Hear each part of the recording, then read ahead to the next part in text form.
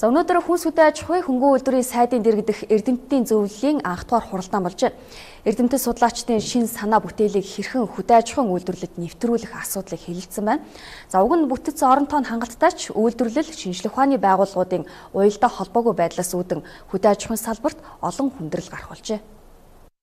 Хүнс үдэ аж ахуйн чиглэлийн эрдэм шинжилгээний байгууллагуудын бүтэц оронтой салбарын яамнасаа даруй 7 дахин их байгаамаа. Хүнс үдэ аж ахуйн яам 100 орчим оронтойтой байдаг бол энэ салбарын эрдэм шинжилгээний байгууллагын бүтэц оронтой нь 700 холд авчээ. Үүнээс мал аж ахуйн чиглэлийн эрдэм шинжилгээний байгууллагад 100 орчим хүн ажилтдаг гэх мэдээлэл байна. Гэтэл мал амтны гоц салбарт өвчлөл болон үрийн чанар ургамал хамгааллын асуудал гээд хөдөө аж ахуйн салбарт тулгамдж байгаа олон асуудал байгаамаа.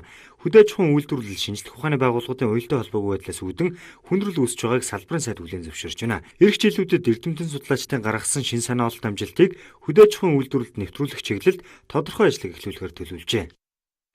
За хамгийн түрүүнд 2018 онд одоо энэ шинжлэх ухааны технологийн олд амжилтыг хангасан инновацийн бүтээгдэхүүнүүдийг санхүүжүүлэх энэ төслийн жагсаалтууд манай яам дээр нэрчээд байгаа. Тэгэхээр энэ асуудал дээр манай эрдмийн зөвлөлийн бас нэг үйлчлэл бид нэр ярьж ийж энийг үйлдвэрлэлтэд яаж холбох вэ?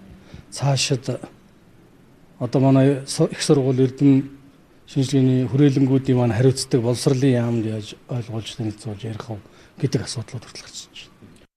Газар тариалангийн салбарын эрдэмтэн судлаачдын судалгаа шинжилгээний ажлын үр дүнд үр тарианы 96 сорт, төмсний 14 сорт, хүнсний ногооны 39, жимсгний 16 сорт үйлдвэрлэлд нэвтрэхэд бэлэн болжээ.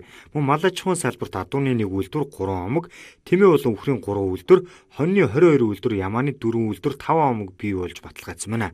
Үр дүнг нь шууд үйлдвэрлэлд нэвтрүүлэх боломжтой 200 гаруй технологи бүтээгдэхүүн бэлэн болжээ.